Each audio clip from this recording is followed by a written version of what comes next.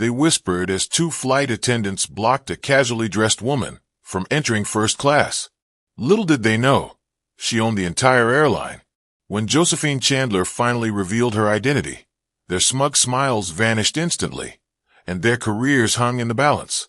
Before diving into the story, comment where you're watching from, and don't forget to subscribe, so you won't miss the latest stories. The morning sun filtered through the Florida ceiling windows of the Skyline Airways headquarters, casting a golden glow across the boardroom. Josephine "Jo" Chandler stood at the edge of the vast panoramic view, her silhouette framed against the skyline of Chicago. From this height, the planes taking off from O'Hare looked like tiny silver birds catching the light, she remarked. "The quarterly numbers are impressive," said Robert Hayes, the CFO, as he adjusted his glasses. "Revenue is up 12% from last year."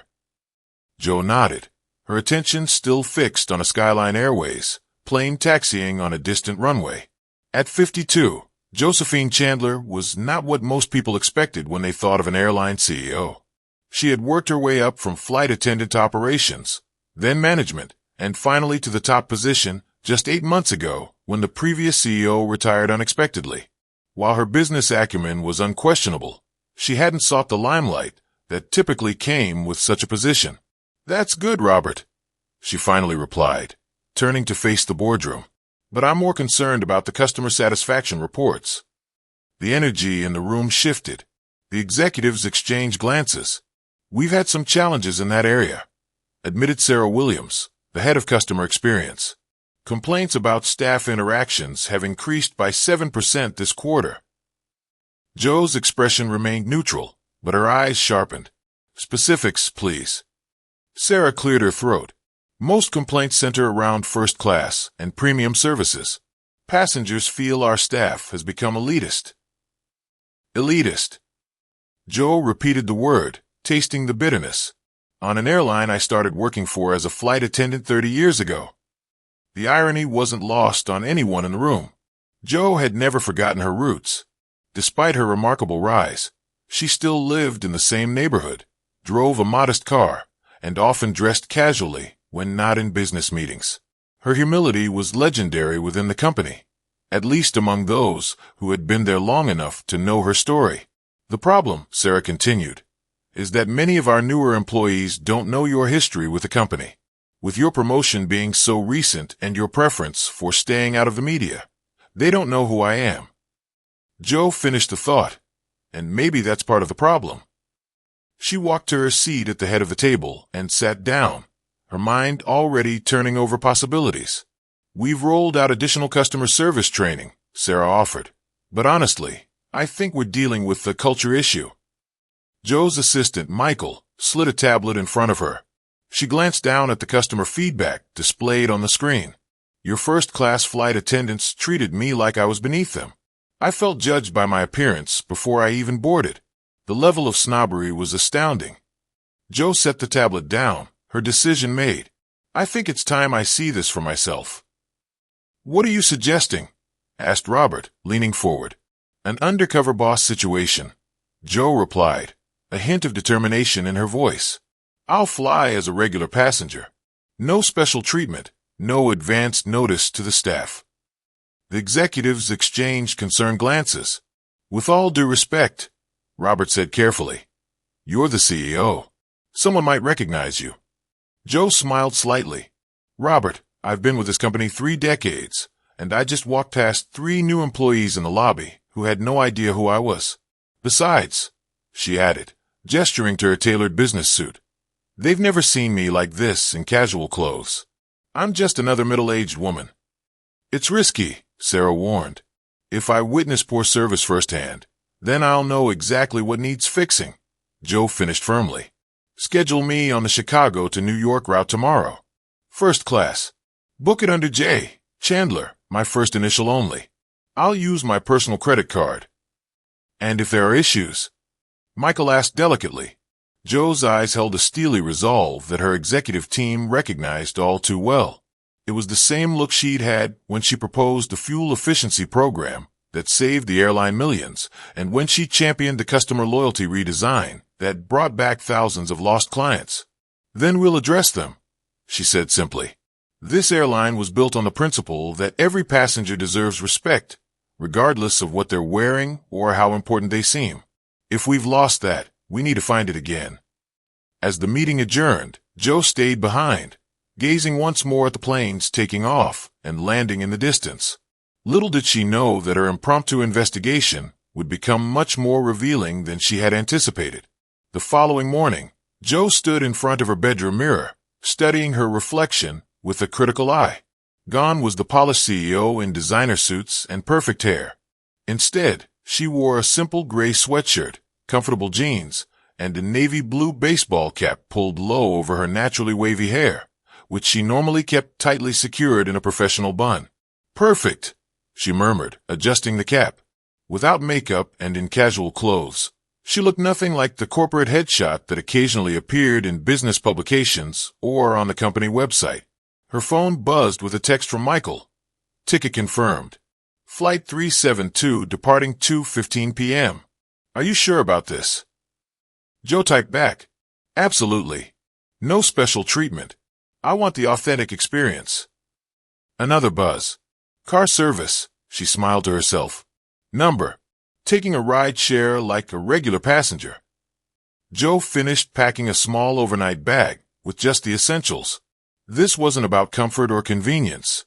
It was about understanding the real customer experience, particularly for those who didn't fit the typical first-class passenger profile. As she prepared to leave, her phone rang. It was Sarah from Customer Experience. "I've been thinking about your plan," Sarah said without preamble. "What if you experience something problematic? How do you want to handle it in the moment?" Joe paused, considering. "I'm not going and looking for trouble, Sarah. I'll give our team every opportunity to do their jobs well, and if they don't, then I'll handle it appropriately. This isn't about catching people doing something wrong. It's about understanding what our passengers experience." After ending the call, Joe made one final decision. She removed her expensive watch and designer earrings, replacing them with simple studs and a basic timepiece. The devil was in the details, after all. The rideshare pulled up at exactly noon. Joe settled into the back seat, feeling strangely liberated in her anonymous appearance. "Oh, United Airlines Terminal," she said, intentionally naming the wrong airline. The driver glanced in the rearview mirror. "You got it." 20 minutes into the drive, Joe corrected her mistake. "Sorry, I meant Skyline Airlines Terminal." "No problem," the driver replied casually. "Going anywhere nice?" "New York," Joe replied, slipping into the role of an ordinary passenger. "Just a quick trip." "Business or pleasure?" Joe smiled. "A little of both." As they approached the airport, Joe felt a flutter of anticipation. It had been years since she'd experienced air travel like a regular passenger. As CEO, she typically used the company's private entrance or occasionally a private jet for longer distances. The driver pulled up to the departures area. "Have a good flight," Joe thanked him, stepping out with her overnight bag in hand.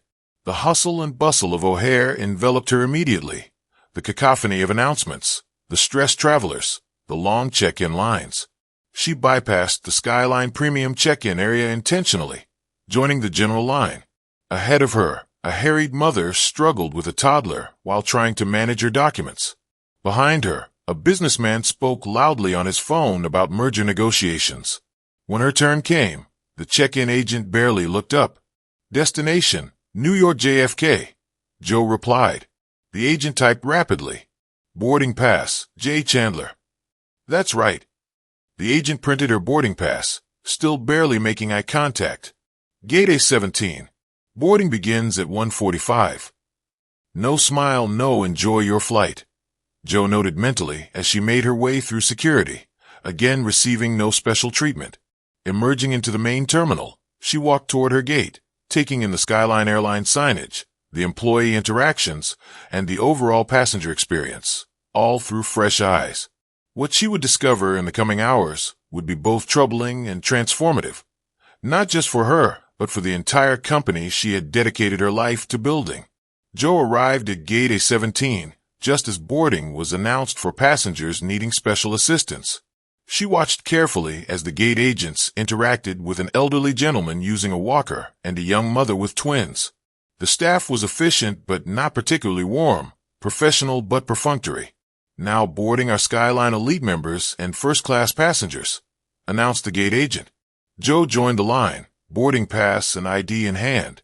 The agent barely glanced at her documents before waving her through with considerably less enthusiasm than she showed to a man in an expensive suit who boarded just ahead of Joe. Interesting, Joe thought as she made her way down the jet bridge. At the aircraft door, a flight attendant named Victoria greeted passengers with a practiced smile. When the businessman ahead of Joe presented his boarding pass, Victoria's smile widened. "Welcome aboard, sir. Right this way to first class. Can I offer you a pre-departure beverage?" Then it was Joe's turn. Victoria's eyes flicked over Joe's casual attire, and her smile noticeably cooled. "Boarding pass, please," she said, her tone lacking warmth. Joe handed it over. Victoria checked it, her eyebrows rising slightly. "First class is to the left," she said, her tone suggesting this information might be new to Joe. "Thank you," Joe replied pleasantly as she made her way to her seat in the second row of first class. She noticed several passengers in business attire already settled in, being attended to by another flight attendant, Jacqueline, who was offering champagne and hanging up suit jackets. Joe stowed her small bag in the overhead compartment and settled into her window seat. When Jacqueline approached with a beverage tray, her smile faltered. "Pre-departure beverage?" she asked, her tone notably less enthusiastic than it had been with the previous passengers. "Sparkling water, please," Joe requested. Jacqueline nodded and poured the water, setting it down without the "my pleasure" she'd offered to others. She moved on quickly to the businessman across the aisle, her attentive demeanor instantly returning. As boarding continued, Joe observed the interaction between the flight attendants and each passenger, noting the subtle differences in treatment based on appearance and perceived status. It was disturbing to witness, especially knowing this was happening throughout her airline. The flight was nearly fully boarded when a commotion at the front caught Joe's attention. Victoria was speaking in hushed but stern tones to a young man in jeans and a hoodie who was attempting to enter first class. "Sir, I'll need to see your boarding pass again," Victoria insisted. The young man, clearly embarrassed, presented his pass. "I was upgraded because of my frequent flyer status," he explained, his voice carrying to where Joe sat. Victoria studied the boarding pass with suspicion before reluctantly allowing him through, not offering the warm welcome other first-class passengers had received. The young man took his seat across from Joe, looking uncomfortable with the attention he'd drawn. Joe gave him a sympathetic smile, which he returned gratefully. As the final preparations for departure were underway, Joe decided to use the restroom. As she stood and made her way forward, Victoria and Jacqueline were conversing in the galley. Joe slowed her pace, listening. "Another one who doesn't belong up here," Jacqueline muttered, gesturing subtly toward the young man. "Did you see his sneakers?" Victoria nodded. "And that older woman in 2A, the one in the sweatshirt? First class isn't what it used to be." Joe felt her cheeks flush with anger, but kept walking, entering the restroom without being noticed by the attendants. When she emerged, she returned quietly to her seat, her mind racing with thoughts about the culture that had developed among her staff. After takeoff, the service began. Jacqueline distributed hot towels, handing them with elegant tongs to each passenger. When she reached Joe, however, she practically dropped the towel onto Joe's tray table. "Thanks," Joe said deliberately. Jacqueline merely nodded and moved on. The meal service that followed continued the pattern. Joe watched as passengers in business attire received attentive, personalized service, while she and the young man in casual clothes were treated with the bare minimum of professional courtesy. When Joe's meal arrived, she noticed it had been carelessly plated compared to her neighbor's dishes. The napkin was hastily placed, and the silverware was slightly askew. "Excuse me," Joe called to Jacqueline, who was passing by. "Could I have some more water, please?" In a moment, Jacqueline replied without stopping. 10 minutes passed, and Joe's glass remained empty while other passengers had received refills promptly upon request. Finally, Joe pressed the call button. Jacqueline appeared, an expression of mild annoyance crossing her face. "Yes," she asked. "I asked for water some time ago." Joe reminded her politely. "Right, sorry about that." Jacqueline's tone suggested she was anything but sorry. As the flight progressed, the differential treatment became increasingly obvious. The final straw came during the pre-landing service, when Victoria leaned over to collect Joe's barely touched dessert. "Is this yours?" Victoria asked with a hint of sarcasm. Joe looked up at her calmly. "Actually, I'd like to speak to the purser, please." Victoria's expression shifted from smug to concerned. "Is there a problem with the service?" "I'd just like to speak with the purser," Joe repeated firmly. Victoria and Jacqueline exchanged glances, and Jacqueline disappeared briefly before returning with an older flight attendant whose name tag read Margaret, lead flight attendant. "Ma'am, I understand there's an issue," Margaret asked, her tone professional but guarded. "Yes," Joe said, her voice steady and clear. "I'd like to understand why passengers in casual attire are receiving substantially different service than those in business clothes." Victoria's eyes widened, and Jacqueline stiffened. "I'm not sure what you mean," Margaret replied carefully. "I think you do," Joe said, reaching for her bag and extracting a small leather wallet. She flipped it open to reveal an ID card with the Skyline Airways logo. "My name is Josephine Chandler. I'm the CEO of this airline." The color drained from Victoria's face, and Jacqueline took an involuntary step back, bumping into the seat behind her. Margaret, the lead flight attendant, froze in place, her professional demeanor cracking as the implication sank in. "Miss Chandler," Margaret stammered, recognition finally dawning. We had no idea." "Clearly," Joe replied, her voice calm but firm. "And that's precisely the problem, isn't it? The level of service shouldn't depend on recognizing the CEO. It should be the same for everyone who purchases a first-class ticket." By now, the nearby passengers had caught on to the unfolding drama. The businessman who had received such solicitous attention lowered his financial newspaper, watching with undisguised interest. The young man in the hoodie seemed caught between embarrassment and vindication. "Miss Chandler, I can explain." Victoria found her voice first. Joe held up a hand. "Not here, not now." She glanced at her watch. "We'll be landing in 20 minutes. I'd like to speak with all three of you after the passengers have deplaned." Margaret nodded quickly. "Of course, Miss Chandler. Absolutely." "In the meantime," Joe continued, "I'd suggest you provide the same level of service to all of your remaining passengers for the duration of this flight." The three flight attendants dispersed quickly, their body language transformed. Victoria began collecting trash with a new attentiveness, while Jacqueline suddenly appeared at the young man's side, offering him a fresh beverage before landing. Joe sighed and looked out the window. This wasn't how she'd wanted things to go. She had hoped to observe and gather information without causing a scene, but the blatant bias she'd witnessed couldn't go unaddressed. Her phone buzzed with a text. It was Michael. "How's the mission going?" Joe typed back, "Cover blown. We'll explain later." The rest of the flight proceeded in uncomfortable silence, at least in Joe's vicinity. The flight attendants moved through the cabin with nervous efficiency now, treating every passenger with exaggerated courtesy. As the plane began its descent into JFK, the young man across the aisle leaned over. "Excuse me," he said quietly. Joe turned to him with a genuine smile, the first she'd offered since revealing her identity. "Yes, I just wanted to say thank you," he said. "I fly a lot for work, and well, that happens pretty often, being treated differently because of how you dress." Joe asked. He nodded. "I work in tech. We don't really do suits." "What's your name?" "David Chun. I'm a software engineer for MedTech."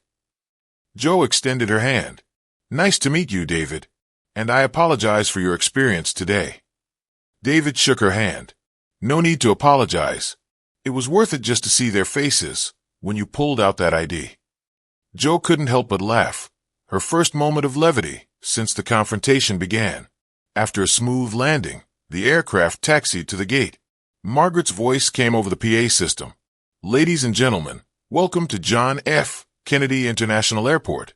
Local time is 5:23 p.m., and the temperature is 68 degrees. Please remain seated with your seat belts fastened until the captain turns off the seat belt sign." There was a pause then. "We'd also like to extend a special welcome to Skyline Airways CEO Josephine Chandler, who joined us on today's flight. Thank you for flying with us, Miss Chandler." A murmur went through the cabin as passengers who hadn't witnessed the earlier encounter turned to look at Joe, who acknowledged the announcement with a small nod. Once the seat belt sign was turned off, passengers began gathering their belongings, many casting curious glances at Joe as they passed. A few stopped to introduce themselves or comment on their Skyline experiences, mostly positive, Joe noted. David Chin lingered for a moment as he prepared to leave. "Good luck with." He gestured discreetly toward the flight attendants. "Thank you, David.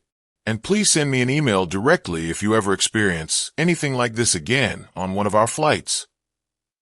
As the last passenger exited, Joe remained seated, watching as Victoria, Jacqueline, and Margaret huddled near the front galley, speaking in hushed, urgent tones. Their body language told the whole story. Victoria gesticulating defensively, Jacqueline staring at the floor, and Margaret trying to maintain composure. Joe gathered her things and moved to the front of the now empty first-class cabin. The three women immediately fell silent. "Let's talk in the crew rest area," Joe suggested, her tone making it clear this wasn't optional. As they made their way to the more private space, Joe found herself reflecting on how quickly things had changed.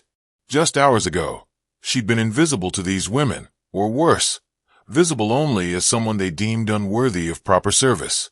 Now they could barely meet her eyes. The real work was just beginning. In the privacy of the crew rest area, Joe sat across from the three flight attendants. Victoria and Jacqueline looked like students called to the principal's office, while Margaret maintained a semblance of professional composure, though her hands fidgeted nervously with her collar pin. "First, I want to make something clear. I'm not here to fire anyone today." The relief in the room was palpable, though short-lived. "However," Joe continued, "what I witnessed today was completely unacceptable and against everything Skyline Airways stands for." Victoria spoke up first.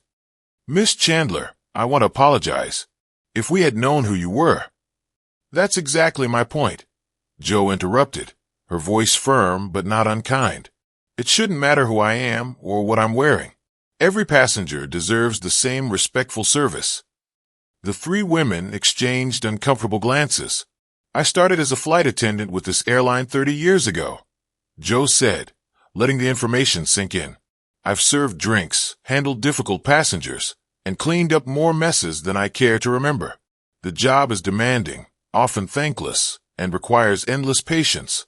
I understand that." Margaret nodded slightly, a hint of recognition in her eyes. Unlike the others, she'd been with the company long enough to have heard about Joe's background. "But what I saw today wasn't about being tired or stressed," Joe continued. "It was about making judgments based on appearances. Tell me, what made you assume I didn't belong in first class?" Silence fell over the small space. Finally, Jacqueline spoke up, her voice barely above a whisper. "Your clothes. The way you were dressed." Joe nodded. "And if I had been wearing a designer suit, we would have treated you differently." Victoria admitted, unable to meet Joe's eyes. "Better. At least you recognize it," Joe said. "That's step one." She pulled out her tablet and opened her notes application. "Here's what happens now. You three will be placed on administrative leave for 1 week. During that time, you'll attend our new customer service refresher training with a focus on unconscious bias." Margaret nodded. "Yes, Miss Chandler." "Additionally, when you return to flying, you'll each be assigned a mentor from our senior flight attendant corps, someone who exemplifies our service standards." Joe looked at each woman in turn. "I believe in second chances. I also believe that moments like this can be powerful catalysts for change, not just for individuals, but for an entire organization." She stood, signaling the end of the conversation. "This incident will be documented, but your jobs are not in jeopardy if you take this opportunity to learn and grow. The real test will be what happens the next time someone who doesn't look the part sits in first class."